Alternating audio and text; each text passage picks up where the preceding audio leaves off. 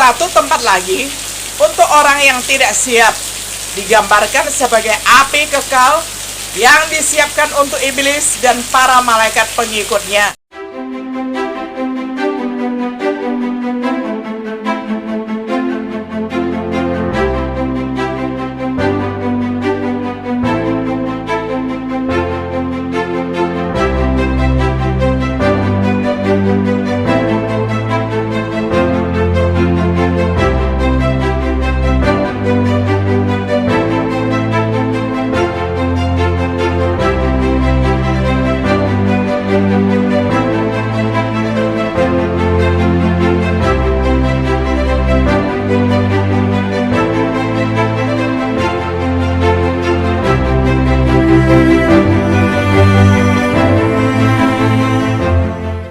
Shalom, sahabat setia yang dikasihi oleh Tuhan.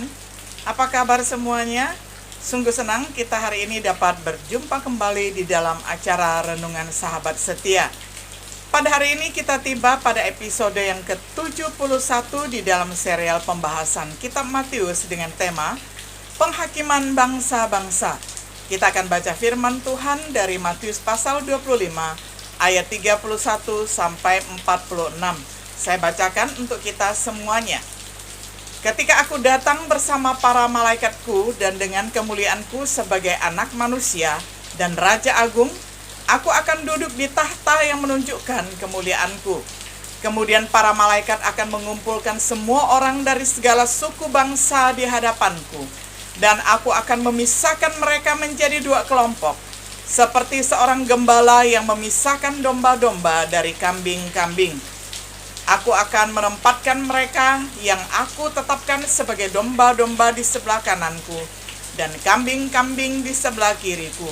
Sebagai raja yang mengadili, aku akan berkata kepada mereka yang berada di sebelah kananku, marilah kalian yang sudah diberkati oleh Bapa-Ku, terimalah bagian di dalam kerajaanku yang sudah disiapkan bagi kalian sejak dunia diciptakan. Karena ketika aku lapar, kalianlah yang memberi aku makan, dan ketika aku haus, kalianlah yang memberi aku minum. Ketika aku baru datang sebagai orang pendatang di negerimu, kalianlah yang memberi aku tumpangan. Atau ketika aku membutuhkan pakaian, kalianlah yang memberi aku pakaian. Ketika aku sakit, kalianlah yang merawat aku.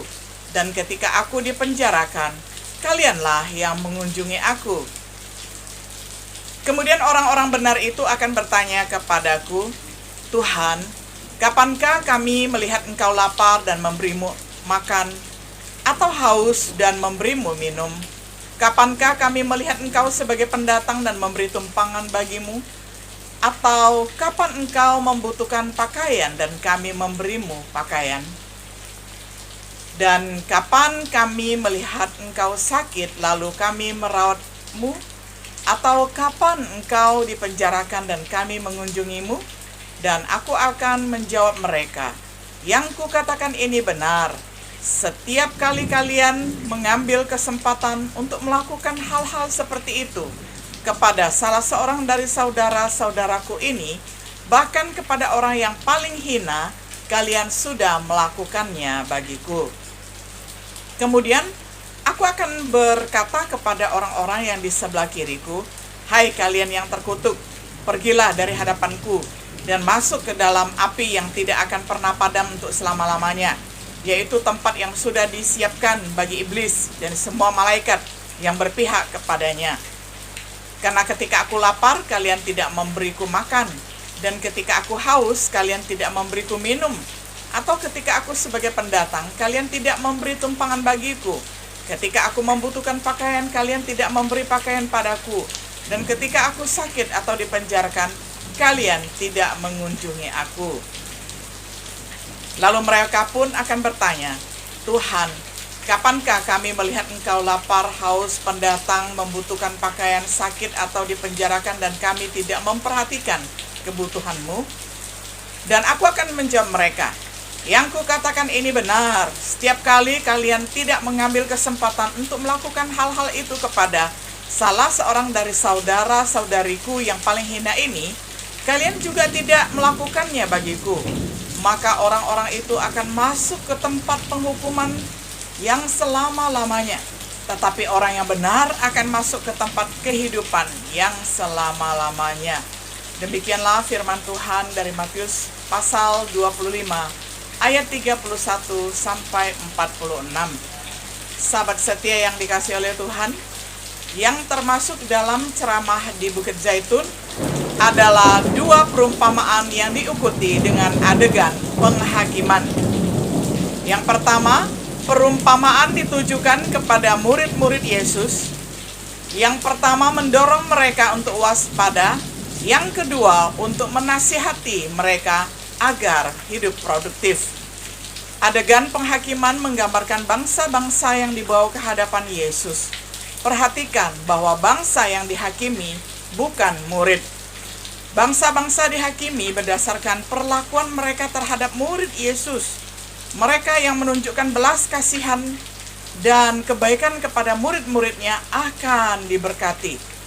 Mereka yang tidak akan dihukum. Banyak pertanyaan tentang penghakiman bangsa-bangsa. Siapa bangsa dalam perikop ini? Semua umat manusia atau hanya yang non terpilih? Apakah ini adegan penghakiman yang menggambarkan hari penghakiman?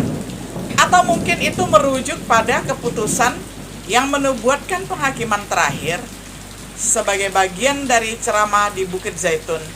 Mungkinkah Yesus masih berbicara tentang peristiwa yang terkait dengan kehancuran Yerusalem? Bagaimanapun seseorang dapat menjawab pertanyaan seperti itu. Ada pelajaran penting untuk itu dipetik dari kata-kata Yesus ini. Tapi mari kita perhatikan dulu, apakah Yesus masih mengacu pada peristiwa yang berhubungan dengan kehancuran Yerusalem yang dijelaskan dalam Matius 24? Yang pertama, tema penghakiman bangsa-bangsa. Sebagaimana ditemukan di kitab Yoel, hari Tuhan yang akan datang digambarkan mengikuti pencurahan roh Tuhan. Itu adalah hari yang besar dan mengerikan, dan hari itu pasti akan datang. Namun keselamatan tersedia bagi mereka yang menerimanya. Penghakiman bangsa-bangsa. Bangsa-bangsa berkumpul di lembah Yosafat. Sebab sesungguhnya pada hari-hari itu dan pada waktu itu, apabila aku memulihkan keadaan Yehuda dan Yerusalem, aku akan mengumpulkan segala bangsa dan akan membawa mereka turun ke lembah Yosafat. Yoel 3 ayat 1-2a. Bangsa-bangsa akan dihakimi berdasarkan perlakuan mereka terhadap orang-orang percaya. Yoel 3 ayat 2b-8. Sebagaimana ditemukan di dalam ceramah di Bukit Zaitun, Yesus menubuatkan hari Tuhan yang akan datang di dalam kehancuran kota Yerusalem dengan peringatan untuk melarikan diri ketika mereka melihat Yerusalem sudah dikepung oleh tentara-tentara. Penghakiman atas bangsa-bangsa kemudian dijelaskan di dalam Matius 25 ayat 31-46. Bangsa-bangsa berkumpul di hadapan Anak Manusia. Bangsa-bangsa dihakimi berdasarkan perlakuan mereka terhadap Tuhan. Sejauh seseorang melakukannya untuk salah satu dari yang terkecil dan saudara-saudarinya Tuhan, maka Tuhan akan memberikan pahala kepada mereka. Ini adalah tema yang umum di dalam Alkitab. Tuhan menggambarkan penghakiman yang akan datang menggunakan bangsa lain sebagai instrumen murkanya. Tetapi dia juga meminta pertanggungjawaban bangsa-bangsa tentang bagaimana umatnya dipelihara. Asyur itu sebagai tongkat kemarahan Allah. Damaskus, Gaza, Tirus, Edom, Amos, itu bisa dibaca di dalam Amos pasal 1 ayat 3, 6, 9, 11, 13. Yesus menggunakan tema yang sama, menjelaskan penghakiman atas bangsa-bangsa, mempekerjakan tokoh-tokoh yang mengingatkan pada penghakiman di hari akhir. Sebagai contoh, Anak manusia datang dalam kemuliaan, duduk di atas tahtanya. Bangsa-bangsa terbagi seperti domba dan kambing.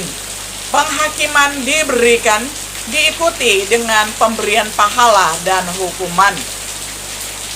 Penghakiman bangsa-bangsa mengenai perlakuan mereka terhadap saudara-saudarinya, yakni para murid Yesus. Bangsa yang memperlakukan mereka dengan baik akan diberkati. Yang sebaliknya mereka akan dikutuk. Dalam kitab Wahyu, kita melihat bagaimana Yesus menangani kerajaan Romawi, digunakan sebagai alat murka dalam menghancurkan Yerusalem, dan kemudian menjadi objek murka dalam penghakimannya. Ini mungkin yang Yesus lakukan saat ceramah di Bukit Zaitun. Itu pasti akan berfungsi untuk menghibur para muridnya, mengetahui bahwa bangsa-bangsa yang gagal menunjukkan belas kasihan kepada mereka tidak akan pergi tanpa hukuman. Sekalipun ini adalah inti teks, kita masih bisa memetik pelajaran penting. Hal yang kedua, pelajaran dari penghakiman bangsa-bangsa. Akan ada hari penghakiman, sama seperti Tuhan telah menghakimi bangsa-bangsa sepanjang sejarah.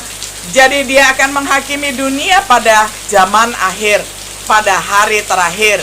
Yesus sering berbicara tentang penghakiman, bisa dibaca di dalam Injil Matius ataupun Yohanes. Paulus juga membahas hal ini di dalam Kisah Para Rasul dan juga di dalam surat-surat yang dia tulis. Apakah kita bersiap untuk hari kedatangannya itu? Satu masalah adalah bagaimana kita memperlakukan saudara Yesus. Tentu saja, setiap perbuatan, perkataan, dan pikiran akan dinilai. Tetapi teks ini Yesus mengingatkan bagaimana kita memperlakukan saudara-saudaranya. Seperti yang kita lakukan untuk salah satu dari saudaraku yang paling hina ini, kamu melakukannya untuk aku. Misalnya kalau kita memberikan segelas air minum kepada orang yang membutuhkannya, Tuhan Yesus akan perhitungkan itu di kemudian hari dan memberi pahala kepada kita. Yesus juga mengatakan, karena bila tidak melakukannya untuk salah satu dari yang terkecil ini, janganlah lakukan itu padaku. Jadi, apa yang tidak dilakukan pada Tuhan, maka Tuhan juga akan menilai ataupun menghakimi mereka. Yesus membuat poin yang sama kepada Saulus dalam perjalanan ke Damaskus. Kisah Para Rasul 9 ayat 1-5. Ketika Paulus menganiaya jemaat Tuhan, Yesus berteriak dengan berkata, "Saulus, Saulus, mengapa kamu menganiaya aku? Akulah Yesus yang kamu aniaya." Dengan menganiaya gereja, Saulus bersalah karena telah menganiaya Kristus. Yesus adalah kepala dan murid-muridnya, gereja adalah tubuhnya. Apa yang kita lakukan atau tidak lakukan untuk murid-muridnya, kita lakukan atau tidak lakukan, itu juga adalah untuk Kristus. Jadi alangkah baiknya kalau kita melakukan segala sesuatu yang baik untuk setiap orang, dan itu sama seperti kita melakukannya untuk Kristus. Bagaimana perlakuan kita terhadap saudara-saudara kita? Apakah kita bersalah atas penyalahgunaannya, mengabaikan mereka, gagal mengasihi mereka? Bagaimana hubungan kita dengan orang Kristen lainnya, khususnya di konteks gereja lokal? Ada tempat yang dipersiapkan setelah penghakiman. 1. Tempat untuk orang-orang yang siap memasukinya. Digambarkan sebagai kerajaan yang dipersiapkan untuk kita dari sejak dunia diciptakan. Digambarkan sebagai langit baru dan di mana bumi baru, tempat kebenaran berdiam. Digambarkan sebagai kota suci, Yerusalem baru. Tempat ini untuk mereka yang namanya ada dalam kitab kehidupan anak domba. Satu tempat lagi untuk orang yang tidak siap, digambarkan sebagai api kekal yang disiapkan untuk iblis dan para malaikat pengikutnya. Digambarkan sebagai api dan belerang. Itulah neraka. Digambarkan sebagai kematian kedua. Tempat ini untuk mereka yang namanya tidak ada di dalam kitab kehidupan. Kedua tempat tersebut dipersiapkan untuk kekekalan. Yang pertama, untuk kehidupan kekal bersama anak domba. Yang kedua adalah tempat siksaan kekal selama-lamanya. Sahabat setia yang dikasihi oleh Tuhan, penghakiman Tuhan atas bangsa-bangsa di masa lalu ditulis untuk memberi nasihat kepada kita. Penghakiman seperti itu mengungkapkan bahwa Allah adalah hakim yang adil. Penghakiman seperti itu menandakan penghakiman akan datang pada hari terakhir. Apakah Yesus menggunakan pengaturan penghakiman terakhir atau tidak, menggambarkan penghakiman atas bangsa-bangsa setelah penghancuran Yerusalem? Perkataannya harus membuat kita memperhatikan, apakah kita sedang bersiap untuk hari penghakiman? Terlibat di dalam persiapan itu? Adakah hubungan kita dengan saudara-saudara kita dengan apa yang seharusnya dilakukan? Apa yang akan Yesus katakan kepada kita pada hari itu? Semoga kita semua berjalan dalam kasih karunia dan belas kasihan Tuhan dengan taat, iman, dan kasih, sehingga kita dapat mendengar Dia berkata, dan Raja itu akan berkata kepada mereka yang di sebelah kanannya, "Mari, hai kamu yang diberkati oleh Bapakku, terimalah kerajaan yang telah disediakan bagimu sejak dunia dijadikan." Matius 25 ayat 34. Sahabat setia yang dikasihi oleh Tuhan, bersyukur sekali apabila kita ini adalah sekelompok domba-domba umat gembalaan Tuhan yang Dia pisahkan, yang Dia taruh di sisi kanannya, sehingga kita senantiasa memiliki pengharapan untuk hidup selama-lamanya bersama dengan Tuhan Yesus. Kiranya selama kita masih berziarah di dunia ini, kita senantiasa terhibur dan senantiasa kuat di dalam pimpinan kasih setia Tuhan. Kiranya Tuhan Yesus memberkati firman-Nya. Shalom.